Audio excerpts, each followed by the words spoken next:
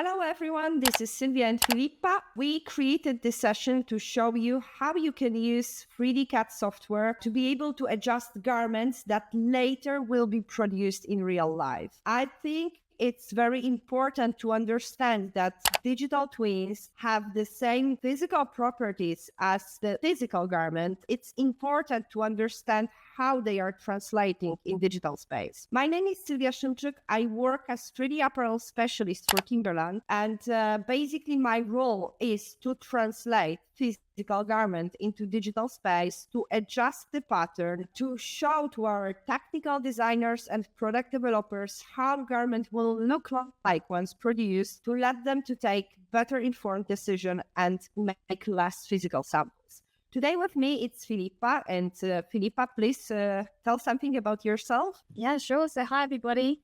I'm Philippa Cooper. I'm a freelance technical pattern cutter and product developer, mainly for outerwear. I was working full-time in-house using Gerber system for quite a few years, but now I'm freelancing and I'm transitioning into using 3D digital software. So this is going to be a really interesting... Welcome. So I will share my screen and we can start to talk about the first garment we wanted to talk about. And then in the meantime, we will talk also about the importance of the scanned avatars. If you want to check your real fit, about how you can import and where you can find physically based digital fabrics. And let's see, maybe we will find on the way some another topic we will think is important here. Here we are. This is, as you can see, woman's top that has a lot of issues that we will try to adjust today. Let's start from information about which kind of issues we are going to adjust and why they have to be adjusted. It looks very loose around the chest and armhole, particularly on the front. So I would... Yeah, we go. So I would... It looks like the armhole's too deep. And I would bring it up at the underarm point on the front and back of the tops, like the main body. Okay, so let's start with that. So the first thing we would like to adjust today will be armholes. And let's train maybe some string maps to see how it is fitting. So it's quite loose. As you can see, I wanted to find one with the pressure just to show in transparency how it looks like. And in fact, everybody can see that it's very loose here. Mm-hmm. And so, yeah, I would definitely bring it up on the front armhole point on the front body. Okay, so let's try to move it. You can drive me on the movement. Yeah, so because what I often do is I'll also bring the shoulder line down as well, so it's kind of like splitting it evenly across the shoulder and the underarm point. So I'll bring okay, so I bring it up by 1.7 centimeters. Lower the shoulder line. Maybe the same amount. Okay, but now we find ourselves with much longer back. So do you do the same changes also on back? Yeah. Okay, and now we are supposed to shorten also this one. How we should adjust the sleeve in the correct way?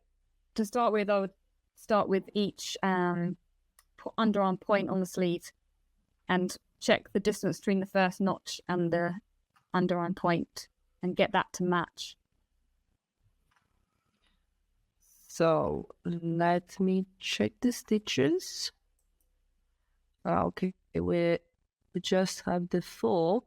So basically we have 30 millimeters of the difference. And what we did was to put down around 15 millimeters from each part. So should we move this one And let's try to do the same on the back and see how it... Yeah. We might need to move it up as well, but sometimes you just need to do one step at a time and keep checking back, which is easy. Yeah, exactly. Exactly. Let's try to do it in this way and see how it looks like right now.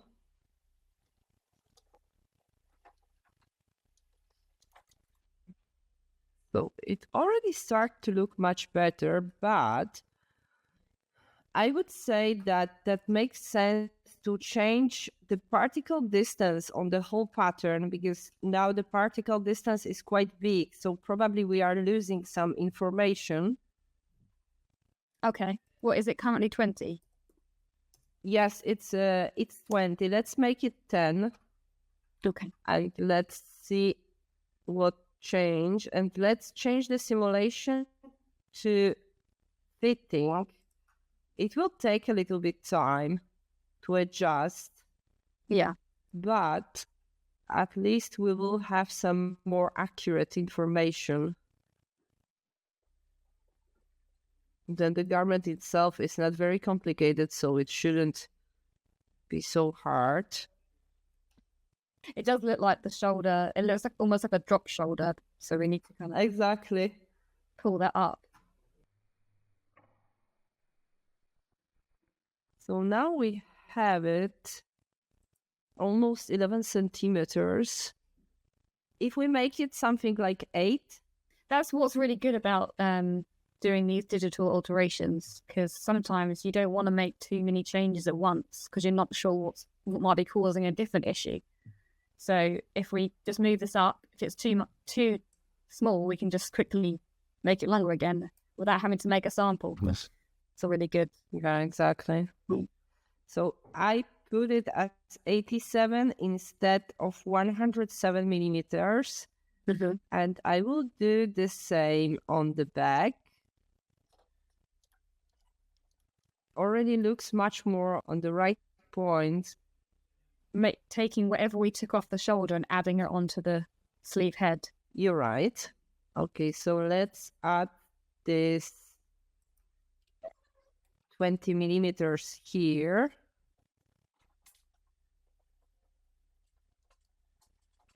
Now much better. We were able to solve this issue here. And let's see now how it looks like here. Do you think we should leave this kind of ease? Because at the end, it can't be too tight. Yeah, if it's just a loose fitting top. The only thing I would say is when you can see the fabric as well, it looks like it's got a little kind of hook where like you normally have like a dart at the front armhole. What we can do now, we can try it also with some, let's say, more t-shirt fabric. For this time, let's try something from cloth, like... the fabric part is really important, isn't it? Because yep. Particularly with stretch fabrics, slightly different stretch percentages can really affect the fit. Let's try with this cotton jersey, and let's try to use this one for the whole thing. And as we can see, things are already start to change slightly. Is this still at the 10 particle distance? Yeah, it's still 10 particle distance. We can go for something less than this. I mean, for fitting purposes, it really makes sense to use particle distance as low as 5 or even less than this. But if because when you're using the software, it's better to use like 20, isn't it? Because then it won't slow the computer down so much. Yeah, exactly. If it's just for visual purposes, it really doesn't make sense. Unless pieces are very small and with the higher particle distance, you really can't see any kind of drape. But if we are talking about fitting purposes, in this case, that makes sense, because you can see this small issues you wouldn't be able to see if you don't use lower particle distance. And the strain map, because on the front it looks like it's pulling slightly across the shoulder, on but if it's just one side. Yeah, it seems that something is happening here. It might be, so on the sleeve piece, we took in the sleeve that way, but maybe we need to raise the point, because we raise the underarm point on the front and back bodice. Maybe if we raise the point, the underarm point on the sleeve head a bit as well, that might, maybe it's just too dramatic kind of angle on the sleeve head. So you mean to rise a little bit this one? No, on the sleeve pieces. The sleeve pieces? Yeah, the underarm point, raise it up a bit, because we raised it up on the top. Yeah, that way. Okay. Let's do it on both sides. Yeah. Okay, we have 7 millimeters of difference here and 10 millimeters of difference here. With jersey, I am generally habituated that there is some small difference between sleeve and armhole. Do you think that this kind of difference, so 10 millimeters more on the front part and 7 millimeters more on back part, almost 8, makes sense, or it will be better to have less than this?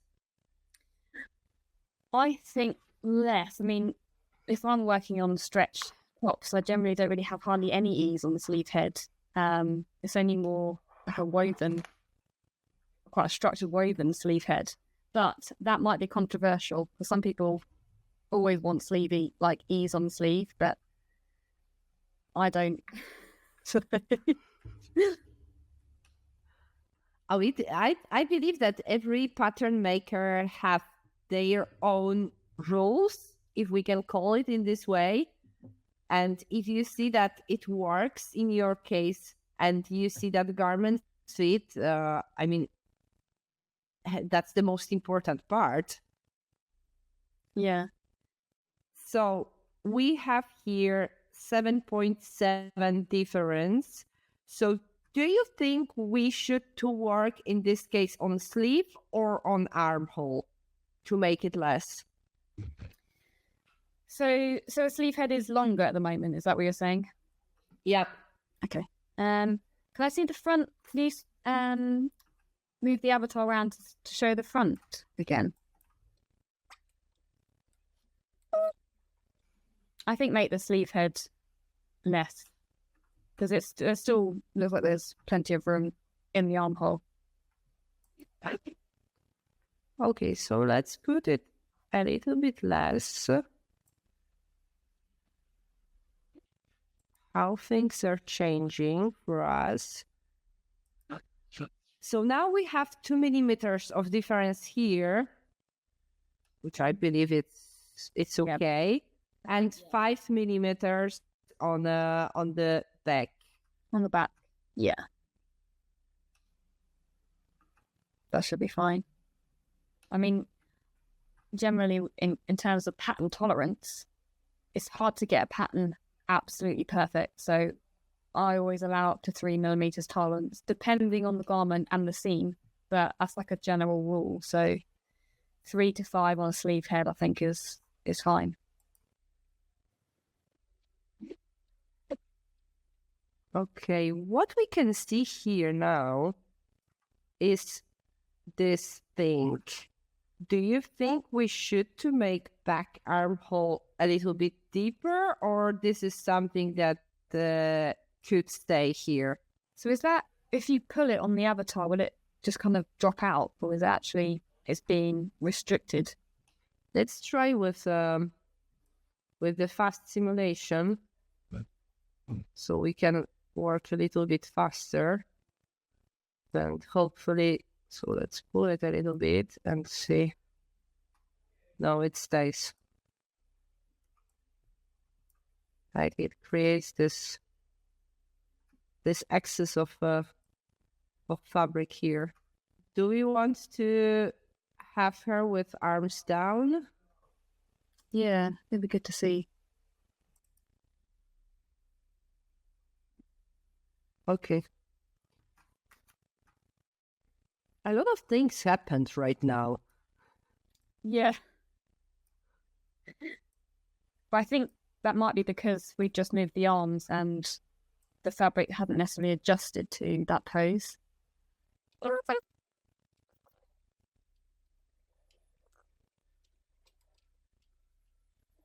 But yeah, there is excess of fabric here. So in a stretched foot, it looks like it's coming from, there's a lot in the back waist. Yeah. So I'd bring it in either side on the back waist of the top. Let's put the pose like slightly more open arms to be able to work also here, because otherwise... So that's an interesting point though. When you're doing fittings on a 3D software, which is the best pose to use? Because the default pose, I'm assuming, is best for when you're actually making the pattern and digitally sewing, so you can see under the arm and everything. But maybe when you're doing fitting, you need the arms further down. For example, in Timberland, when we do digital fittings, we have some poses that were registered with motion suite, so they are actually the human poses. It was our fitting model to be registered, and there is a lot of poses like, for example, with your elbow in this way or something like this. So we can see also the movement, but for example, for visual purposes, we always use arm down pose, while for stitching, A or T pose, like this one.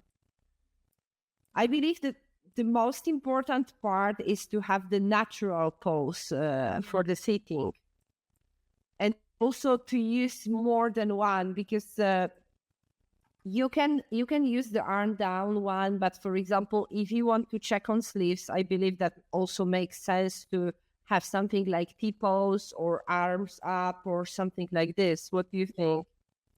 Yeah, or even arms forward, because that also then tests the sit around the back shoulder, which when you're doing activities, that's often or even arms up as well. Yeah, so maybe... So what we are going to do with this, I would say maybe the back for this model is just too large. Yeah, because you can see it also here that you have just too much stuff. Yeah, you could just bring it all in at the center line.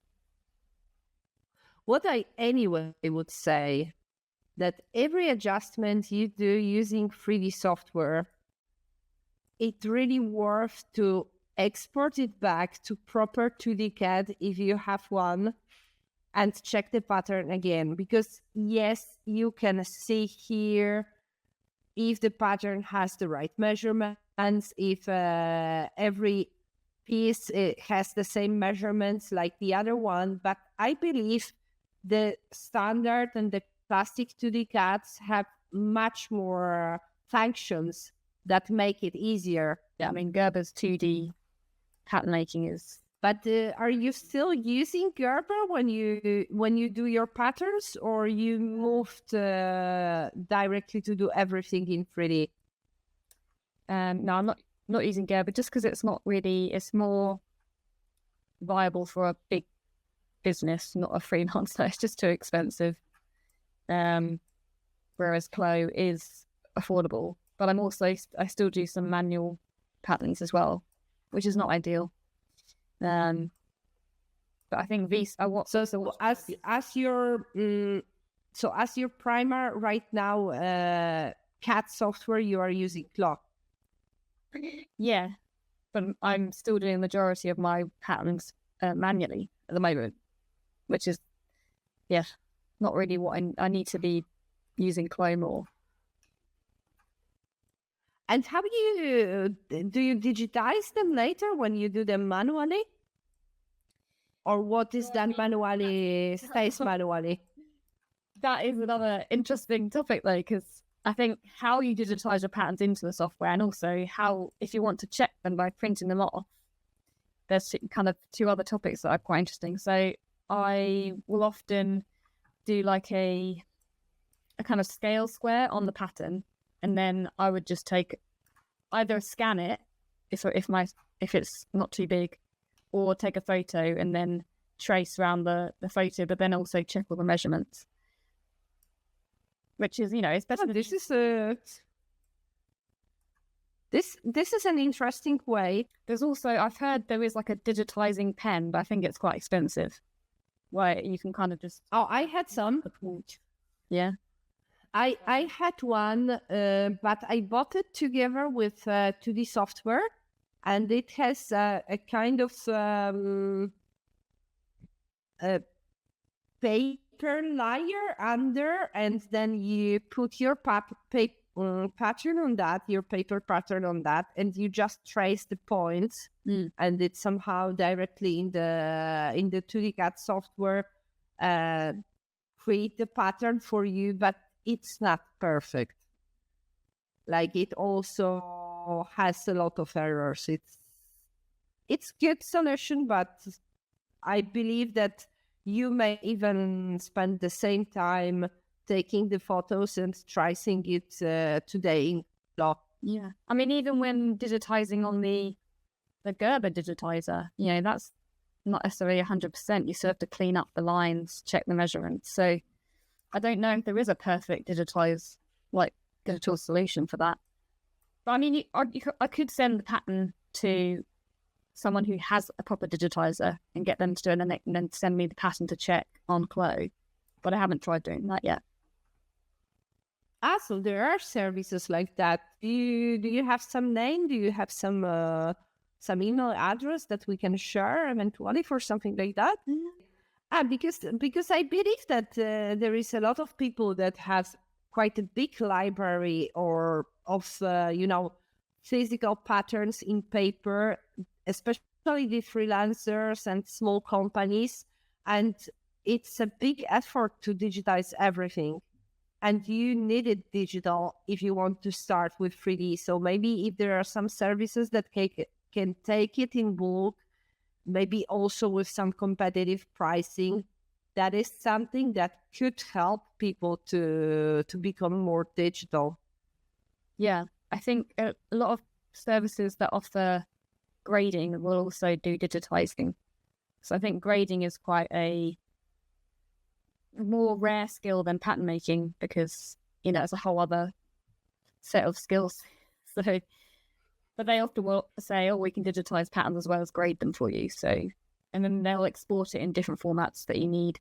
So there are those companies around. So we have some issue here. I think this is more about avatar. Oh, okay. Now we were able to get it right. No, we didn't. And this is also something that happens only if you are in very low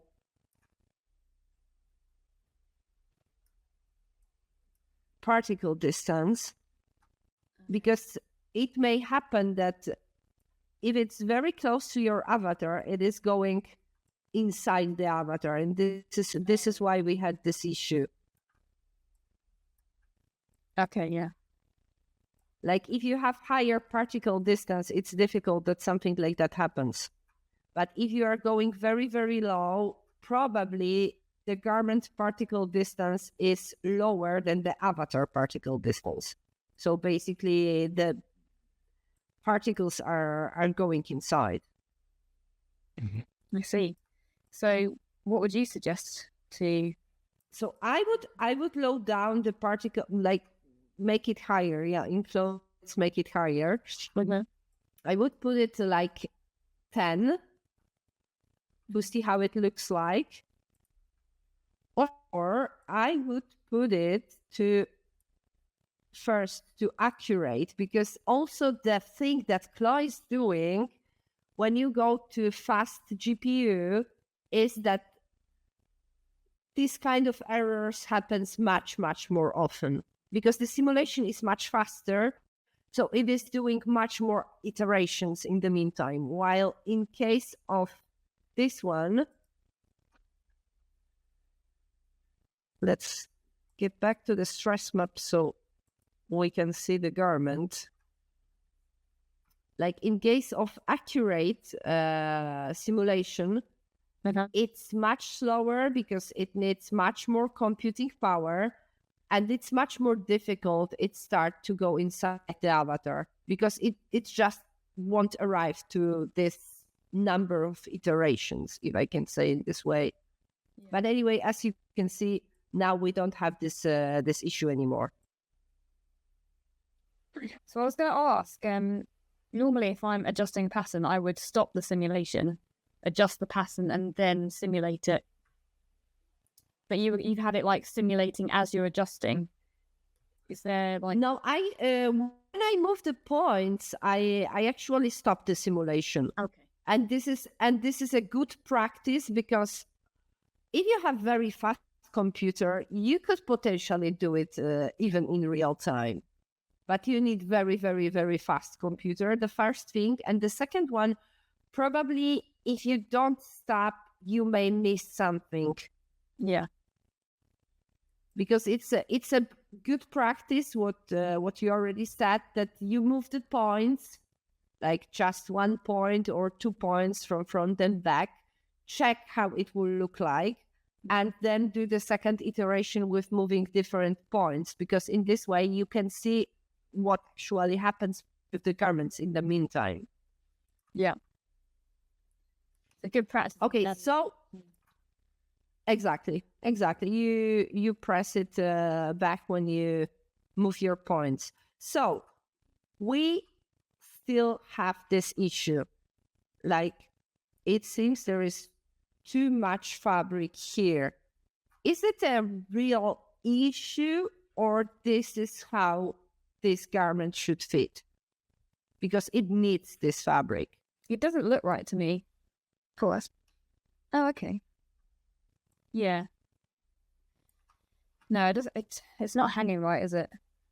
No. For me, not. I would say that there is a little too much fabric here in the back, because now here it looks right. We make it slightly thinner and it looks okay, but here we still have a little bit too much fabric. And I think also in the back waist as well. So you could move in the underarm point and the waist point, like taper it in almost. So how we want to proceed with that? Yeah, bring in the underarm point. To the right or down? To the right.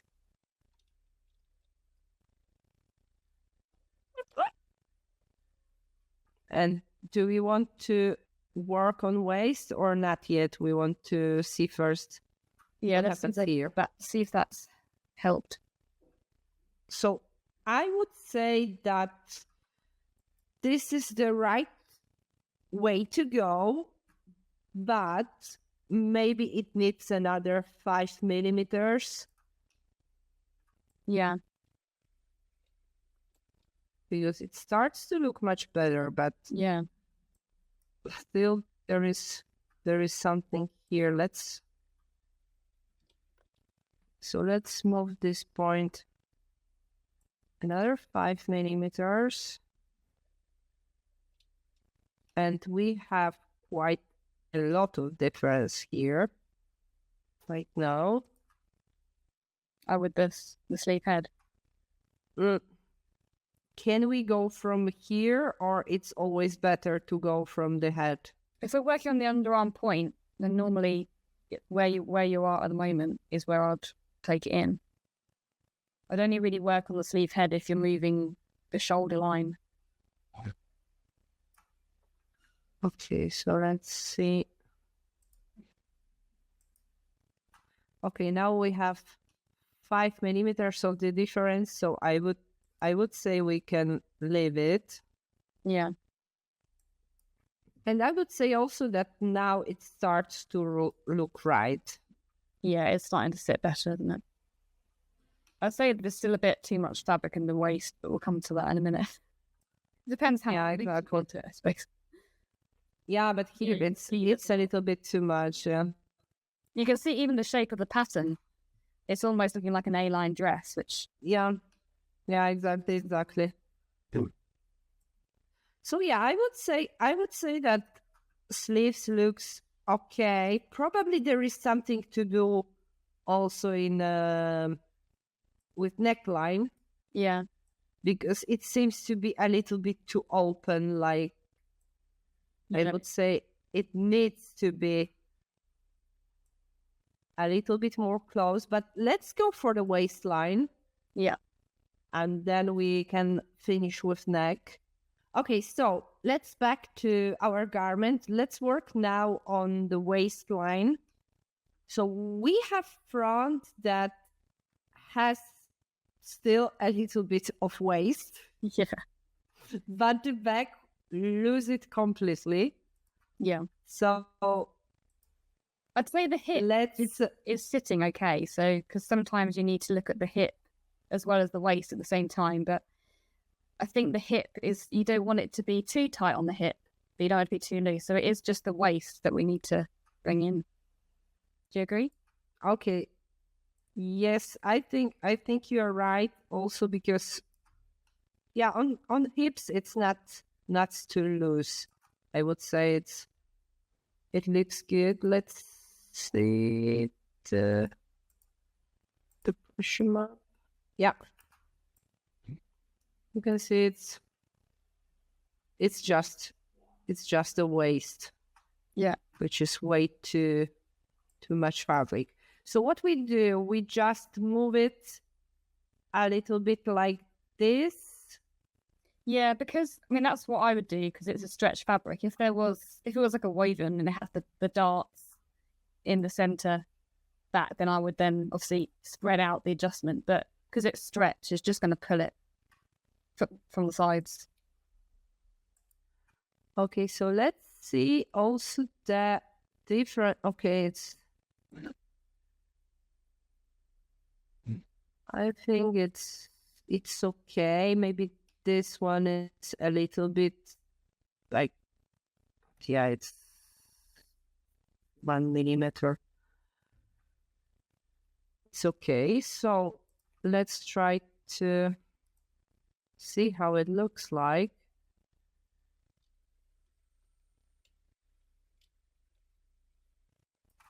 Already a little bit better, but it could be more. Yeah, could be more. So let's see. But do you think that makes sense at this point also to work a little bit on front?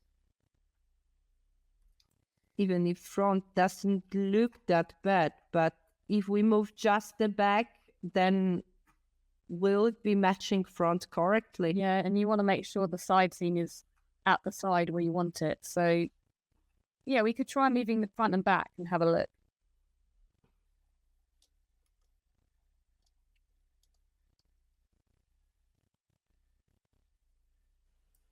Is this the part of distance is 5 at the moment?